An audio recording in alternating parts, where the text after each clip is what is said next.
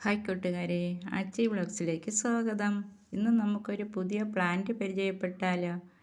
ഇതാണ് പെഡിലാന്താസ് ഗേളി പിങ്ക്. നല്ല ഭംഗിയല്ലേ കാണാൻ. ഇതിൻ്റെ ഇലകൾ ചുരുണ്ടാണ് ഇരിക്കുന്നത്. ഒരു പിങ്ക് ഷെയ്ഡും കൂടി ഉള്ളത് കൊണ്ടാണ് ഇതിനെ പിങ്ക് ഗേളി എന്ന് പറയുന്നത്. കണ്ടില്ലേ, വൈറ്റും ഗ്രീനും പിങ്കും എല്ലാം കൂടി ചേർന്ന ഒരു ഷെയ്ഡാണ് ഇതിനുള്ളത്. ഇതിൻ്റെ ഇലകൾ ചുരുണ്ടാണ് ഇരിക്കുന്നത്.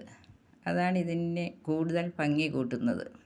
അതിൻ്റെ നടുവിലായി ഡാർക്ക് ഗ്രീൻ വരയുമുണ്ട്. ഇതിന് വെള്ളം അധികം ആവശ്യമില്ല. ഇതിൻ്റെ തണ്ട് മുറിച്ച് നമുക്ക് പുതിയ തൈ ഉണ്ടാക്കിയെടുക്കാം. ഇവിടെ നിന്ന് മുറിച്ച് എടുത്താൽ മതി.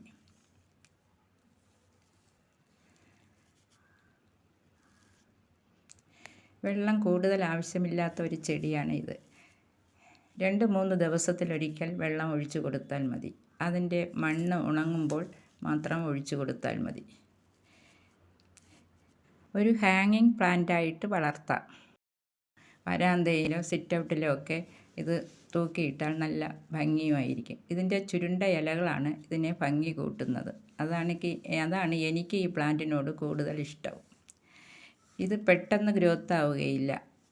1-2 കൊല്ലം എടുക്കും ഇത് കുറച്ചെങ്കിലും ബുഷിയായി വരാൻ. ഇത് 1 കൊല്ലമായ ഒരു പ്ലാന്റാണ്. ഇത്രയേ ആയുള്ളൂ. വൈറ്റും ഗ്രീനും അതിൻ്റെ നടുവിൽ ഡാർക്ക് ഗ്രീനിൻ്റെ വരയും കൂടെ ആകുമ്പോൾ നല്ല ഭംഗി കാണാൻ. സാധാരണ മണ്ണും ചകിരിച്ചോറും ഏതെങ്കിലും ഒരു ഫെർട്ടിലൈസറും കൂടി ചേർത്ത് നട്ടുകൊടുത്താൽ മതി. ഷെയ്ഡിൽ വയ്ക്കാവുന്നതും വെള്ളം കുറച്ച് ആവശ്യമുള്ളതും ആയതുകൊണ്ട് എല്ലാവർക്കും ഇത് നട്ടു വളർത്താം. കൂടുതൽ കെയറൊന്നും ഇതിന് ആവശ്യമില്ല. ഇലകൾ ചുരുണ്ടിരിക്കുന്നത് കൊണ്ടാണ് ഇതിനെ പെഡിലാന്താസ് ഗേളി പിങ്ക് എന്ന് പറയുന്നത്. കഞ്ഞിവെള്ളവും മുട്ടത്തോടും തേയിലക്കൊത്തും കൂടി ഇട്ട് 2 ദിവസം പുളിപ്പിച്ചിട്ട് അതിൻ്റെ തെളിയാണ് ഞാൻ ഒഴിച്ചു കൊടുക്കുന്നത്. മിക്കവാറും എല്ലാ ചെടിക്കും ഞാൻ അങ്ങനെയൊക്കെ തന്നെയാണ് കൊടുക്കുന്നത്. ചിലപ്പോൾ ഞാൻ DAPയും കൊടുക്കും. വെള്ളവും സൂര്യപ്രകാശവും വേണ്ടാത്തത് കൊണ്ട് ഈ ചെടി എല്ലാവർക്കും വളർത്തുവാൻ എളുപ്പമാണ്. എങ്ങനെയുണ്ട് കൂട്ടുകാരെ എൻ്റെ ഈ വീഡിയോ? ഇഷ്ടപ്പെട്ടെങ്കിൽ ലൈക്കും കമൻറ്റും ചെയ്യണേ. Thank you.